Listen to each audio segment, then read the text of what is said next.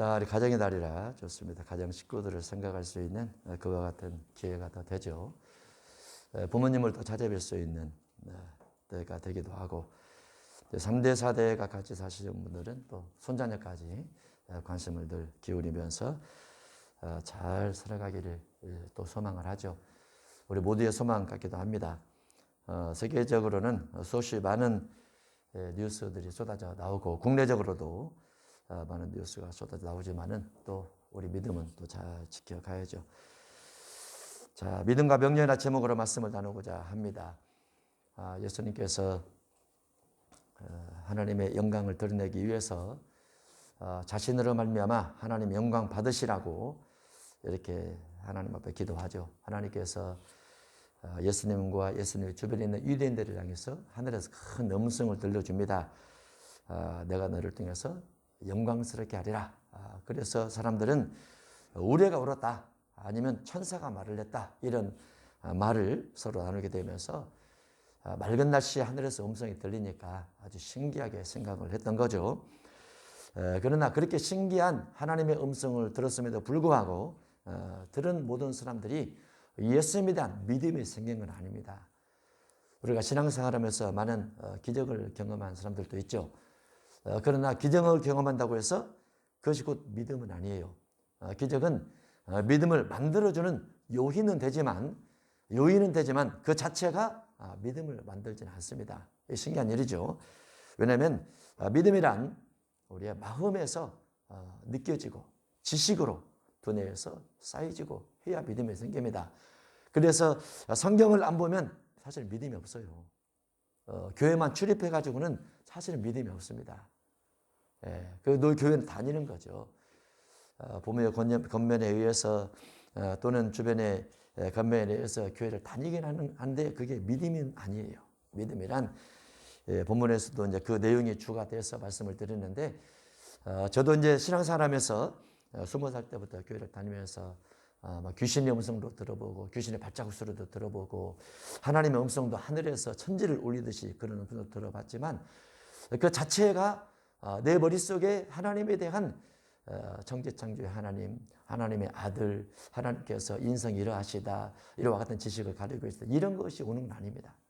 그저 한순간 그런 것이 있었다. 나는 그것 때문에 그러면 하나님이 그런 분이니까 내가 성경을 읽고 하나님이 어떤 분인가를 더 자세히 알아가자. 구약의 짐승 제도를 통해서 죄사함을 주셨더라. 그 짐승 제도가 1500년 동안 이어져 왔더라. 근데 신학에 와서 예수님께서 모든 짐승의 대표가 되셨고 예수님 피를 통해서 원죄 잠재가 용서가 된다. 그러니까 내가 회개를 하면 용서가 되는구나. 이렇게 지식이 뭔가 쌓여야 그 속에서 믿음이 자라는 거죠. 믿음이. 그래서 믿음이 쉽긴 한데 교회를 다니면 말씀을 들으면 쉽긴 한데 말씀을 통해서 내 마음속에 예수님에 대한 어떤 체계적 신앙적 지식 이런 부분이 있지 못하면 우리의 믿음은 그냥 바람 따라 갑니다. 그만큼 믿음이 어떨 때는 어렵죠. 어려워요. 앞에 보면 어리주일이라 꽃을 멋지게 장식을 해놨습니다. 제가 이제 평소에 이렇게 눌러봤어요. 손가락으로. 아주 탱탱하더라고요. 이 풍선도 탱탱하고 저기 한 주 지나면 바람이 빠져서 시들어지죠. 그죠? 그러면서 참 멋지다, 아름답다, 이렇게, 생각을 했는데, 이제 꽃꽂이 하시는 분이 뭔가 지나가다가 뭔가 어린 주일이니까 눈으로 보고 마음에 들은 거죠. 그리고, 저것을 꽃꽂이의 소재로 써서 이렇게 만들어야 되겠다라고 구상을 하고 이제 수고와 노력을 아끼지 않고 이렇게 했습니다. 몇 시간씩 들여서 하죠. 몇 시간씩. 아마 이 꽃을 이렇게 구성하기 위해서 고민을 더 많이 했을지도 모릅니다. 고민은 일주일 내내 하죠. 다음 주일에는 어린이주일이니까 꽃꽂이를 뭘로 할까? 한 주간 내내 생각하다가 하나 떠오르고 풍선 하나 떠오르고 꽃 하나 떠오르고 또 이렇게 이 라일락도 있어요. 우리 집사님이 우리 화단에 심어놓은 라일락도 아주 꽃이 향이 진동을 합니다. 그 생각 다 나죠. 그래서 일주일째 다 모아서 이렇게 합니다. 그거를 깨달음이라 그럽니다. 깨달음. 한 주간 후에 있을 일들을 위해서 내가 뭔가 지식으로 또 행동으로 또는 꽃으로 이렇게 준비해서 마지막 열매를 맺혀지는 것이 뭔가 깨달음이 오니까 그렇게 열매를 맺는 거죠. 성경도 신앙도 마찬가지죠. 신앙을 이해해야 신앙이 자랍니다. 신앙을 이해를 해야. 예수님께서 아버지의 영광을 위하니까 아버지께서 예수님에게 큰 음성을 들려줬는데 예수님과 함께 있던 사람들 다 들었다. 다 들었는데 유대인들은 그 영광 예수를 들었음에도 불구하고 예수님이 하나님의 아들이 아니다라고 선포를 합니다. 그리고 예수님을 따르는 자들은 결국 예수님께서 마지막 잡히시니까 다 도망가 버려요. 자기가 가지고 있는 개인적 신앙이 없는 거죠. 예수님께서 행하신 이적과 기적을 수없이 봤음에도 불구하고 자기가 주어진 믿음의 어려운 환경이 오니까 예수님을 다 놓고 도망가 버렸더라고 말이죠. 우리는 항상 우리의 믿음이 그럴 수 있다. 언젠가는 그럴 수 있어요. 그렇게 되지 않기 위해서 뭘 소유를 해야 돼요? 하나님 말씀에 대한 이해력이 우리 속에 차곡차곡 채워져야 돼요. 그래야 우리가 신앙인으로 주님 앞에 접근해 갈 수 있는 겁니다. 그래서 여기까지 우리가 믿음을 우리가 이해를 하고 성경을 이해를 하고 이해된 성경에 대해 안에서 신앙으로 자리 잡는 이 부분까지 믿음이 성장되는 데는 시간이 좀 많이 걸립니다. 왜냐하면 성경을 이해를 해야 되니까. 성경을 안 보는 사람은 이해가 안 되니까 나중에 어려운 기회가 오면 다 신앙이 떨어져 나가버리죠. 그래서 우리의 믿음은 바람 앞에 등불과 같습니다. 아니 예수님께서 계시고 많은 이적을 보이시고 하나님의 말씀을 선포하는 그 당시에도 예수님을 안 믿는 사람이 90% 이상이었어요. 나중에 예수님께서 복음을 증거로 다닐 때 수만 명이 발에 밟힐 만큼 같이 다녔거든요. 그런데 부활하시고 나서 다 보여드렸고 성령이 오셔도 겨우 그때 3,000명, 5,000명 이거밖에 안 됐어요. 수만 명 다 어디 갔어요? 수만 명. 예수님이 인기몰이를 위해서 신앙생활한 건 아니죠. 군중을 모으기 위해서 신앙생활한 건 아니죠. 예수님의 원하는 신앙은 예수님을 이해해라. 아버지께서 나를 보냈다는 하나님의 아들이라는 것을 너희가 좀 믿음으로 받아들이고 그걸 좀 이해했으면 좋겠다라고 계속 3년간 말씀하시는데 그 이해에는 별로 관심이 없습니다. 대부분. 그저 예수님께서 병 고치니까 귀신 쫓으니까 무리를 걸어가니까 오병이로 많이 먹이니까 가보고 그게 신앙인 것처럼 착각이 된 사람들이 많이 있었죠. 결국은 나중에 성령 받은 다음에 3,000명, 5,000명이 제자가 되고 세례를 받긴 하지만은 그 가운데서 여전히 한 교회를 구성하기에는 많은 사람도 흩어집니다. 흩어져요. 일시적 현상이었고 그러다 보니까 믿음이란 어떤 줄기는 우리가 성경에서 말씀하는 하나님의 말씀에 대한 이해, 하나님 말씀에 대한 나에게 적용 이런 부분들이 주어져야 그때부터 믿음이 자란다. 그게 이제 깨달음이라고 말이죠. 깨달음이라. 금붕어를 보는 사람이 금붕어를 보고 야 멋지다 하고 지나가는 사람이 있고 야 저걸 키웠으면 좋겠다라고 생각하는 사람이 있고 그 금붕어를 보고 야 저거 잘 키우면 나중에 큰 돈이 되겠네 생각하는 사람이 있어요. 사람마다 틀리죠. 사람마다 달라요. 우리 둘째가 어렸을 때 초등학교 앞에서 금붕어를 한 마리 가져왔어요. 그것이 수족관 거예요. 처음에 그 금붕어가 조그마한 어항에 있다가 나중에 학독에 있었죠. 우리 처음에 교회할 때 학독에 있었습니다. 이렇게 돌로 된. 거기서 금붕어를 키웠어요. 겨울에도 잘 자랍니다. 근데 그것이 이제 큰 수족관이 됐죠. 이만하게. 집에서 키우는 큰 수족관. 그러다가 저렇게 수족관이 된 거예요. 깨달음은 신앙에서 내가 무엇을 발견하느냐, 성경에서 내가 가서 무엇을 발견하느냐. 어떤 사람은 성경 속에서 기도를 발견해서 열심히 기도를 합니다. 어떤 사람은 성경에서 섬김을 발견해서 열심히 섬김을 다합니다. 어떤 사람은 성경에서 교육을 발견해서 열심히 내 자녀에게 교육을 합니다. 어떤 사람은 성경에서 하나님이 최고네. 어떤 신이 하나님보다 최고야. 하나님 외에는 절대 최고가 없지. 하나님이 최고면 하나님 믿는 사람도 최고가 돼야지. 이걸 찾아내서 나는 하나님께서 나를 최고로 만들어줄 때까지 끊임없이 훈련하고 끊임없이 연습하고 끊임없이 공부하고 끊임없이 최선을 다해서 갈 거야. 가는 사람도 있어요. 누군가는. 왜냐하면 그 사람은 그게 깨달아졌기 때문에. 그게. 그래서 깨달음의 범위가 사람마다 다 틀립니다. 다 달라요. 각자가 깨달은 그것이 주 안에서 예수 그리스도 안에서 내가 추구하게 되면 신앙이 되는 거죠. 신앙이. 그 신앙이 하나님께서 여러분에게 성경의 어느 부분이 딱 접목이 돼서 깨달음이 와서 하나님께서 나에게 원하시는 이거야. 나는 이리로 갈 거야. 라는 부분이 있다면 여러분 할렐루야입니다. 할렐루야. 우리가 자녀를 바라보면 자녀는 어느 쪽으로 깨달음이 많이 와요? 어느 쪽으로? 곰곰이 생각해보면 어느 쪽으로 깨달음이 많이 옵니까? 지혜롭고 명철하고 덕을 세우고 이웃을 사랑하고 그쪽으로 할렐루야. 할렐루야요. 부모님 말씀에 순종을 잘하고 부모님이 나보다 30년 이상 살았으니까 할머니 할아버지가 나보다 50년 이상 살았으니까 그 말을 잘 들어야지. 할렐루야.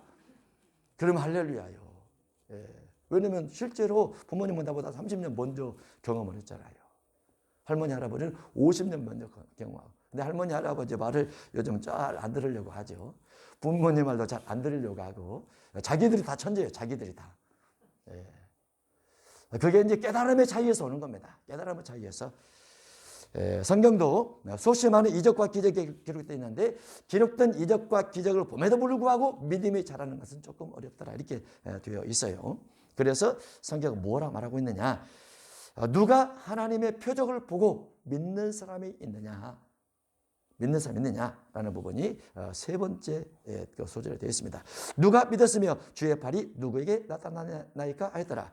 그들이 능히 믿지 못한 것은 이 때문이니 곧 예사야가 다시 일렀을 때 그들의 눈을 멀게 하시고 그들의 마음을 완고하게 하셨으니. 신앙적인 부분에서 기적을 체험할지라도 마음이 자꾸 닫혀 있더라. 마음이 닫혀 있더라. 기적은 눈으로 보니까 믿어질 것 같은데 나머지는 마음이 닫혀 있으니까 안 믿어지더라 그 말이죠. 그런 부분들이 마음을 다 열어서 우리가 성경을 최고다. 성경의 가치가 최고다. 우리가 기독교 계통이나 비기독교 계통에도 여러 가지 책들이 많이 있지 않습니까? 하루에도 인쇄소에서 나오는 책들이 수만 권입니다. 수천만 권 될 수도 있어요. 세계적으로 하면. 근데 그 많은 책들이 있음에도 불구하고 많은 글들이 써짐에도 불구하고 무엇이 진리냐라고 하면 사실 진리는 없어요. 진리는 성경 외에는. 우리가 가진 성경이 2000년 됐죠. 너무 오래됐어요. 박물관에 그대로 있어야 나오면 안 돼요. 너무나. 문화가 틀리고 언어가 틀리고 행적이 다르고 지금 시대가 너무나 맞지 않는 것들이 많죠. 어떻게 보면은 시대적으로 보면은. 그러나 2000년 전이나 아니면 6000년 전이나 아담 때 지금이나 성경 동일하게 성경입니다. 왜 그럴까요? 진리이기 때문에 그렇죠. 진리. 많은 책이 나와도 진리는 성경밖에 없어요. 신학도 굉장히 다양한 신학이 있습니다. 왜냐하면 캐톨릭 신학은 지금으로부터 1800년 전 그때 출발했어요. 캐톨릭 신학. 그리고 500년 전에 루터 칼빈 신학이 나왔고 시간이 흘러서 지금 신학은 그보다 더 많은 것들이 변경되어졌습니다. 아주 교단들도 많아지고 그래도 성경은 한 권이죠. 그러면 무엇이 진리냐? 성경만 진리죠. 항상 성경의 가치가 너무너무 중요합니다. 성경의 가치가. 그 성경에서 끊임없이 말하기를 아무리 성경을 읽어도 깨달음이 오지 않는 자들이 있다. 아무리 눈으로 보아도 눈에 보이지 않는 자들이 있다. 이렇게 말씀하십니다. 그거를 이사야서 6장에서 말하고 있죠. 너희가 듣기는 들어도 깨닫지 못할 것이요 보기는 보아도 알지 못하리라. 마음을 둔하게 하고 그들의 귀가 막히고 그들의 눈이 감기게 하라. 성경을 볼지라도 이해가 안 되게 하라. 왜냐하면 왜 이해가 안 되겠습니까? 이해가 안 되는 이유는 마음 때문에 그래요. 마음. 모든 사람의 언어의 이면 속에는 생각이 먼저 있다. 생각이 먼저. 생각의 이면 속에는 지식이 먼저 있습니다. 지식. 지식에서 생각하고 생각에서 말로 나오죠. 모든 사람의 행동의 이면 속에는 생각이 먼저 있습니다. 그리고 그 생각은 지식에서 생각이 나고 행동으로 옮겨지게 되고. 그러니까 사람은 지식의 근거를 해서 생각하고 생각의 근거를 해서 말과 행동을 한다는 거죠. 그런데 근본이 마음속에서 완고함이 있다 보니까 마음에서 완고함이 있다 보니까 생각도 그리고 행동도 하나님께서 원치 않는 방향으로 사람들이 자꾸 가더라고 말이죠. 하나님께서 원치 않는 방향으로. 이 마음의 완악함 이게 근본입니다. 이 마음은 언제부터 만들어집니까? 어머니 뱃속에서 심장이 만들어질 때부터 마음이 만들어져요. 생각이 들어갑니다. 그때로부터 뱃속에 심장이 만들어지면서부터 감각을 느끼죠. 심장에서. 그리고 뱃속에서 열결등한 감각을 배우면서 느끼면서 자랍니다. 태어나서 어렸을 때 유아기 때 최소한 5살 때까지 이 심장 속에 또 다른 많은 환경적 느낌들이 또 차곡차곡 쌓여지죠. 그리고 그 후로는 이제 환경에서 그 안에 붙이는 겁니다. 그 위에 붙이는 거예요. 그 위에 계속. 그 마음의 완악한 부분이 신앙적인 부분에서 있느냐, 이거를 제거하지 않으면 우리가 신앙으로 접근하기가 어려워지는 거죠. 그렇지만은 그 가운데서도 누군가는 믿는 사람이 있습니다. 누군가는 믿는 사람이 있어요. 세계 인구가 80억인데 80억 가운데서 믿는 사람이 5억이다. 개신교 신앙을 믿는 사람이 5억. 5억도 많이 믿기는 많이 믿는 거죠. 80억에 비하면 얼마 안 되지만 10%도 안 되지 않습니까? 10%도. 누군가는 믿는 사람이 있다. 누군가는 하나님은 그들을 찾고 있는 거죠. 그들을. 사도행전 13장 1절에 보면 분봉왕 헤롯의 젖동생 마나엔이 예수님 믿었더라 이렇게 되어 있어요. 분봉왕 헤롯이 누굽니까? 헤롯 무서운 사람이죠. 무서운 사람. 그런데 젖동생이 그 동생 중에 하나가 예수님을 믿었더라 이렇게 되어 있죠. 권력을 가진 집안 속에 예수님 믿는 사람이 생긴다는 것이 신기하고 신기합니다. 마가복음 15장 43절 이하에 아리마대 사람 요셉인데 존경받는 공회원입니다. 그런 공회원이지만 하나님의 나라를 기다리는 자죠. 공회원, 국회의원적 역할을 하고 있는 사람을 이렇게 볼 수 있는데 그래도 예수 믿는 사람이 있더라 그 말이죠. 어떤 권력, 입법자, 또는 행정부, 사법부 속에서도 예수 믿는 사람이 있죠. 지금은 예수님 믿는 사람들이 변질된 어떤 기독교 신앙, 진보적 기독교를 가지고 주님을 믿으려고 하는 것처럼 포장한 사람도 있어요. 분별은 잘해야 되죠. 정말 분별 잘해야 됩니다. 기독교 역사를 잘 우리가 알아야 돼요. 거기까지 가려면 진보적 기독교는 기독교가 아닙니다. 하나님의 나라는 이 땅에 세우려고 하는 것이 진보적 기독교예요. 하나님의 나라는 셋째 하늘에 있습니다. 셋째 하늘. 제가 처음에 목회자나 처음에 성도를 만나면 하나님의 나라가 어디 있습니까? 그러면 다 내 마음에 있다고 하고 이 땅에서 이루어진다고 생각하고 있어요. 다 진보신앙을 받아서 그런 진보신앙을 받아들여서. 하나님의 나라가 셋째 하늘에 있다라고 말한 기독교는 별로 없어요. 별로 없어요. 신앙의 색채가 바뀌어 버렸어요. 한국의 신앙의 색채가 바뀌어 버렸어요. 만약에 예수님께서 이 땅에 하나님의 나라를 세우려고 했다면 안 죽었을 거예요. 안 죽고 다니면서 다 병 고치고 교회 죽고 하면서 다 이 땅에 세웠을 겁니다. 그 예수님이 재판을 받으면서 네 나라가 어디 있느냐 그러니까 내 나라는 하늘에 있다고 말하잖아요. 하늘. 예수님의 나라는 하늘에 있어요. 예수님의 왕중의 왕인데 어디서 왕중의 왕이냐? 하나님의 나라에서 왕중의 왕이에요. 이 땅에서가 아니고. 그러니까 예수님의 가짐의 신앙은 하나님의 나라인데 누군가 어떤 사람이 나타나서 기독교의 신앙을 하나님의 나라가 아닌 이 땅으로 바꿔버렸어요. 근데 멋지게 보여요. 멋지게. 가난한 사람 보면 하나님 나라가 안 되네. 내가 도와줘야지. 하나님 나라처럼. 병든 사람 보면 내가 그를 섬겨줘야지. 하나님 나라처럼 이렇게. 그게 기독교의 본질이 아니라고 말이죠. 본질이. 기독교 신앙에 누군가 변절시키는 사람도 있지만 그러나 누군가는 또 바로 믿는 사람도 있죠. 그 바로 믿는 사람의 길이 참 작습니다. 좁아요. 구약의 위대한 하나님의 사람들은 또 정치 권력 속에 다윗 같은 사람도 있고 지혜 권력 속에 또 솔로몬 같은 사람도 있죠. 대단한 지혜죠. 누가 솔로몬을 따라갑니까?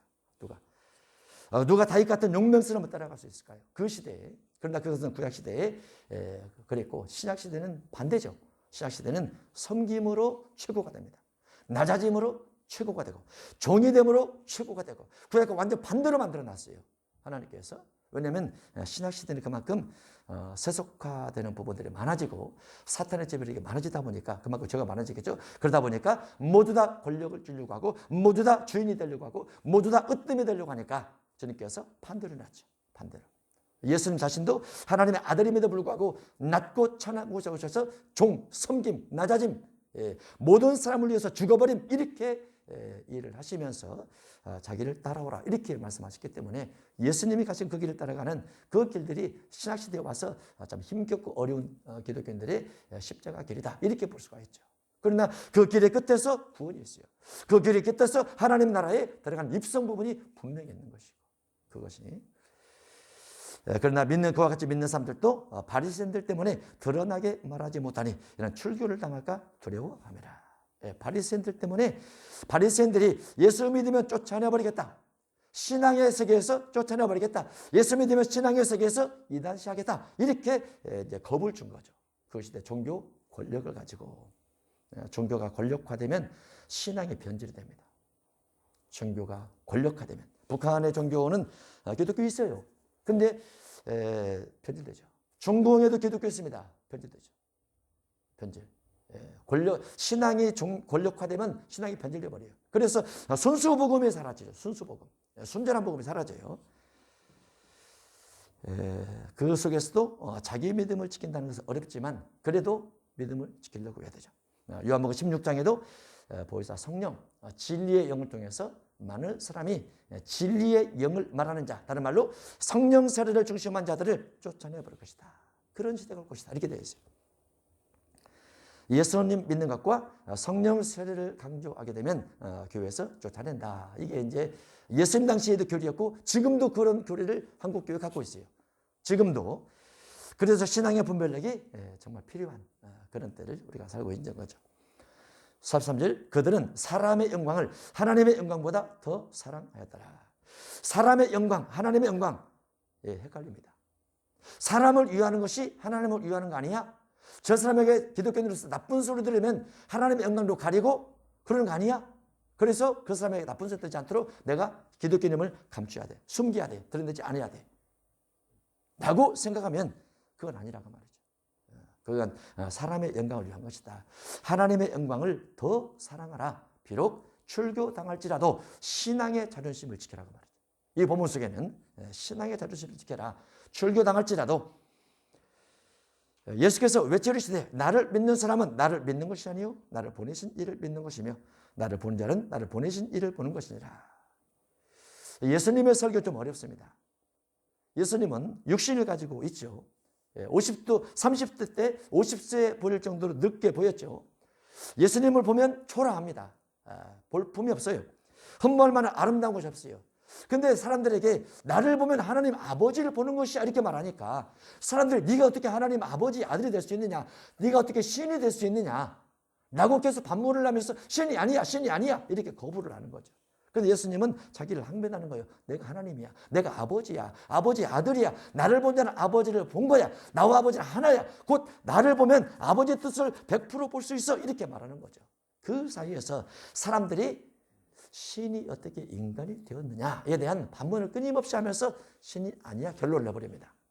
그리고 본인 스스로 신이라 말할 그 사람을 사형 언도를 내서 죽여버리죠. 죽여버려요. 그런데 그 스스로 신이라 말씀하신 그분을 우리가 믿고 있는 거죠. 왜냐하면 부활했기 때문에. 부활 때문에. 그리고 그분에 대한 기록이 신약성에 기록되어 있고 기록된 신약성경을 통해서 2000년 지나면서 여전히 성경에서 있고 여전히 그를 믿는 사람은 있는 거죠. 왜냐하면 성령이 우리 속에 들어오면 이 믿음을 거부할 수가 없어요. 성령이 우리 안에 들어오면 예수님의 부활을 안 믿을 수가 없어요. 성령이 우리 안에서 작용을 해주면 예수님에 대한 신앙 고백을 안 할 수가 없어요. 왜냐하면 믿어지니까.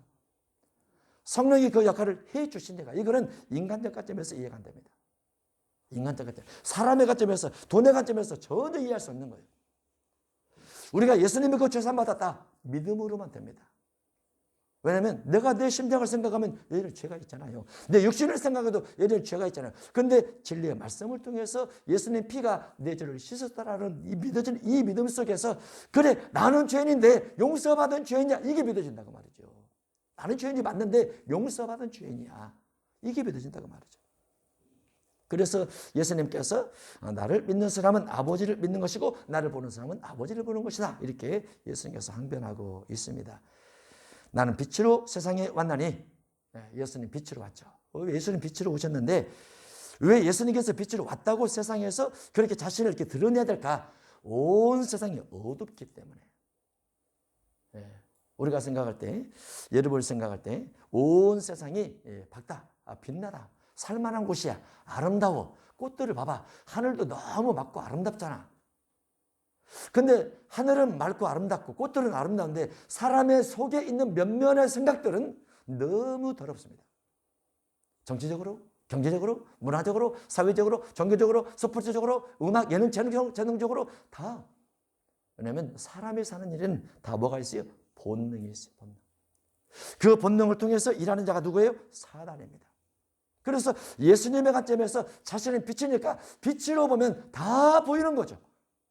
빛은 예수님의 관점에서 세상을 바라보면 다 어둡고 더럽고 쇠약하고 취약한 것이 다 보이는 거예요. 그래서 예수님께서 나는 빛으로 왔다라고 말하고 있죠. 우리가 생각할 때, 여러분이 생각할 때 세상을 바라보면은 그래 세상은 빛이야. 세상은 깨끗해. 전주에도 노성동에 해마다 성탄절이 되면은 무명으로 몇천만 원씩 갔던 사람이 해마다 있지 않습니까? 살만한 가치가 있다. 살만한 가치가 있다. 이렇게 생각할 수도 있잖아요. 누군가는 힘들어하는 사람을 누군가는 모르게 돕는 사람도 있으니까 살만한 가치가 있다. 이렇게 생각하죠. 그러나 우리가 살만한 가치가 있다라는 세상적 가치는 이웃 사랑에 대한 부분도 있지만 하나님 사랑 부분이 명확하냐. 이게 기준입니다. 예. 신이 있느냐, 신. 이웃 사랑은 누구나 할 수 있죠. 그러나 신에 대한 사랑은 아무나 할 수 있는 건 아닙니다. 나무를 보고 절을 하고 돌을 보고 절할 수 있는 것이 어떻게 그 사람이 이웃을 열심히 사랑한다 할지라도 그 중심 속에 신의 개념이 잘못되어 있는 것인데 어떻게 그 사랑이 온전히 나올 수 있어요? 그렇지 못하죠. 이웃 사랑의 한계성은 있습니다. 다 내 몸을 불살하게 내준다 할지라도 신에 대한 개념이 명확하지 않으면 불살하게 내준 사랑이 헛될 수도 있어요. 그래서 신의 개념이 명확하냐 이거 하나. 그 다음에 이웃에 대한 사랑의 개념이 명확하냐 두 번째. 그리고 그럼에도 불구하고 양심이 깨끗한가? 양심이 깨끗한가? 이걸 돌아보는 거. 이 세 가지가 완벽할 때 우리가 하나님의 자녀다. 이렇게 볼 수 있는 거죠. 예수님은 더러운 세상 가운데서 어두운 세상 가운데서 그래서 빛으로 오셨다. 이렇게 표현하고 있는 겁니다. 그러면서 무릇 나를 믿는 자로 어둠에 가지 않게 하람이라. 이것이 예수 믿는 목적입니다. 우리가 예수님 믿는 목적이 무엇인가? 예수님께서 빛으로 오셨고 그 빛을 믿는 자가 되었고 그 빛을 따라가다 보니까 그 빛이 어둠을 싫어하니까 예수님을 따라가는 사람도 어둠을 싫어하고 죄를 싫어하고 어둠을 멀리하면서 주님을 따라 선한 행실, 의로운 행실, 착한 행실을 하며 살자. 이게 이제 신앙의 목적이에요. 그래서 예수 믿는 사람은 선한 일에 최선을 다해야 하는 겁니다. 다만 이 선한 일을 함에 있어서 기독교인이 자기 죄를 늘 깨닫고 회개하고 또 이렇게 용서를 구하고 하다 보니까 스스로 약한 자가 되어서 빛을 따라감에도 불구하고 능력들이 좀 부족하다. 능력들이 선한 일을 향할 능력들이 선한 일을 향하는 능력들은 물질로 오기도 합니다. 건강으로 오기도 합니다. 지혜로 오기도 합니다. 관직에 있어서 오기도 합니다. 스포츠에서 예능과 재능을 발휘해서 하는 것도 있습니다. 우리가 각자 전 모든 분야에서 최소한 하나님의 성령을 통해서 능력적 삶을 살아갈 수 있도록 그게 필요해요. 그게 우리 이제 장로님이 고구마 농사를 지시죠. 고구마도 심고 양파도 심고 마시면 그러면 하나님 내가 그걸로 장로인데 고구마 심을 때 하나님께 고구마 수확을 엄청나게 만들어 주세요. 기도할 수 있죠. 기도할 수. 그때 미국에 갔을 때 호박이 이 강대상보다 더 큰 것 같아요. 호박 하나가. 호박이 어떻게 호박 농사를 지어서 노란 호박인데 어마어마하게 큽니다. 이간 호박이 어마어마하게 커요.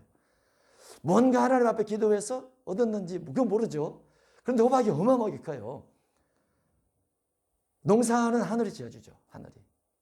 땅이 지어주고 사람은 수고하고 힘써서 종자를 심고 또 잘 비가 오나 또 살펴보고 잎도 따주고 뭐 그렇긴 하지만은 하나님이 적당한 때 비를 줘야 되죠. 근데 그곳에 기도가 들어가고 지혜가 들어가고 또 능력이 들어가고 이런 부분이 필요하다. 우리가 하는 모든 분야도 마찬가지입니다. 어떤 학교에서 공부를 하든 예능을 하든 재능을 하든 아니면 농사를 짓든 어떤 분야라도 물론 이제 저도 이제 목회 분야에서 너무 뭔가 하나님께서 나를 통해서 일하는 부분이 조금 더 있도록 좀 더 기도를 하고 있죠. 뭐 그거는 문맥인 하나만 가지고도 어마어마하게 발전되고 있으니까 그렇습니다. 그 예수님 빛인데 빛이신 예수님을 따라가는 믿음의 사람들은 빛된 예수님을 통해서 선한 일을 넉넉하게 할 수 있는 그와 같은 믿음의 사람이 되어야 된다. 사람이 내 말을 듣고 지키지 아니할지라도 내가 그를 심판하지 아니하노라.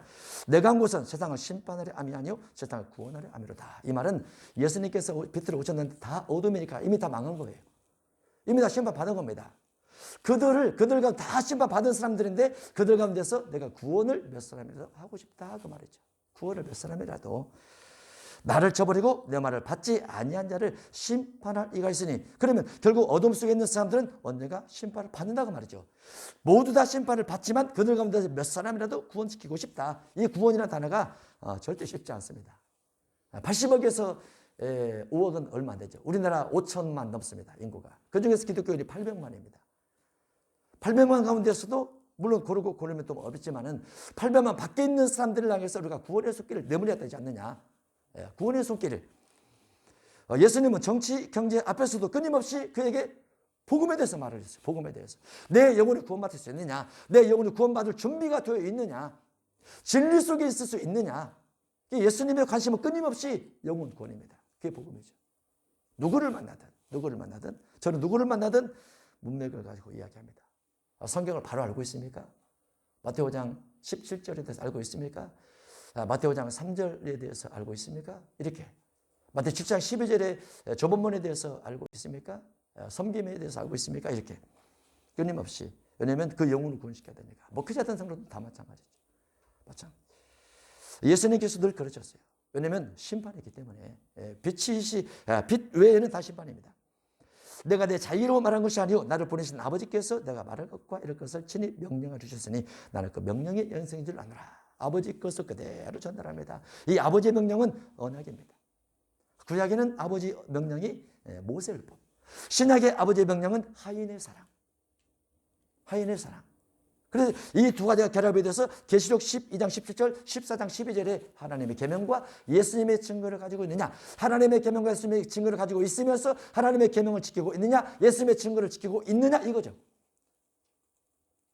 하나님의 계명을 가지고 있느냐, 예수님의 증거를 가지고 있느냐. 예수님 믿는데요? 그거 말고 예수님께서 말씀하신 언약을 지키고 있느냐 그 말이죠. 마태 22장 34절로 40절에 있는. 구약과 신약을 통 들어서 어떤 계명이 가장 큽니까? 하나님을 사랑하라. 전심을 다해서 주님을 사랑하라. 주님을 사랑하면서 교회 다니는 겁니다. 교회 가서 말씀을 배우는 겁니다. 그게 주님을 사랑하기 때문에. 이웃을 사랑하는 것은 이웃에게 인격으로 대하는 것. 물질로 그들을 섬겨주는 것. 내 자신을 사랑하는 것은 내 속에 분노가 일어나지 않고 쓴뿌리에 근거한 삶을 살아가지 않고 하나님의 성령에 의한 인격적 삶을 살아가는 것. 그러면 하나님의 계명을 지키는 거죠. 그 속에서 구원이 나요. 그 속에서 예수님께서 그걸 말씀하게 오셨어요. 구약에 하나님께서 명령하신 말을 내가 지키고 그 명령을 지키면서 너희도 구원받기를 원하노라. 예수님의 백은, 예수님의 계명은 딱 사랑하며 살아라 그 말이죠. 사랑하며 살아라. 가장 사랑하며 살기 어려운 상대가 누굽니까? 가족에 있습니다. 가족에 있어요. 가족. 우리가 이웃을 향해서는 간을 빼주듯이 다 할 수 있죠. 가족을 위해서 그렇게 할 수 있죠. 가족을 왜 그렇게 안 됩니까? 상처가 있으니까. 과거의 기억을 자꾸 막아요. 과거를 묻지 마세요. 할렐루야. 그저 있는 그대로. 아버지와 자녀의 관계는 무슨 관계라고 남과 비교하지 않으면 최고의 자녀예요. 최고의 가족이에요. 남과 비교를 하니까 다른 남편하고 내 남편을 왜 비교를 해요? 다른 여자하고 내 아내를 왜 비교를 해요? 다른 자식 실력하고 내 자식하고 왜 비교를 해요? 혈육을 나누는 자녀면 그게 가족인 거지. 피와 살을 나눈 가족은 내 가족밖에 없잖아요. 그 가족은 실력으로도 지식으로도 지혜로도 초월되는 거예요. 물질로도 초월되는 거예요. 능력으로 초월되는 거예요. 그냥 혈육을 나눌 수 있는 게 내 가족 울타리 안에서 내가 함께 살아가고 보듬으면서 평생 가들 싶은 거죠. 그게. 그 이상도 이해가 아니에요. 그래도 힘들고 어려울 때 부모에게 전화해서 가족에게 전화를 해서 힘들고 어렵다고 말하면 인간의 혈육의 정으로 그래 얼마나 힘들지 이렇게 해야 돼. 그것도 못하냐라고 말하면 안 되는 거지. 그런 비교가 되는 거예요. 아버지, 하나님 아버지와 아들의 관계는 늘 그런 관계죠. 네 인류를 구원하기 위해서 너를 보냈는데 내가 너를 버릴 수밖에 없어. 예수님은 그 말씀에 순종해서 그 길을 걸어가신 거고. 그게 이제 가족 울타리입니다. 가족은 어떤 것으로도 비교되지 않고 혈육을 나눈 정과 사랑 그리고 이해 이런 걸로 가족이 구성되어서 간다고 하면 평생 가도 그 가정은 행복하게 웃음을 지면서 진행이 될 것 같습니다. 주님 명령을 잘 지켜 사랑하며 사는 여러분들이 되시기를 제 이름으로 축복합니다. 기도하겠습니다. 하나님 아버지 감사합니다. 우리를 그리스도 예수의 피를 통해서 하나님의 자녀 삼아주신 하나님의 은혜가 너무 큽니다. 우리도 우리 가족을 사랑하게 하시고 공경하게 하시고 서로 섬기면서 마지막 주님 부르실 때까지 최선을 다해서 또 이해하며 살아갈 수 있도록 축복해 주옵소서. 한 가족의 울타리를 잘 지켜 마귀로부터 지켜야 되는 우리 모두가 되게 해 주옵소서. 예수님 이름으로 기도합나이다. 아멘.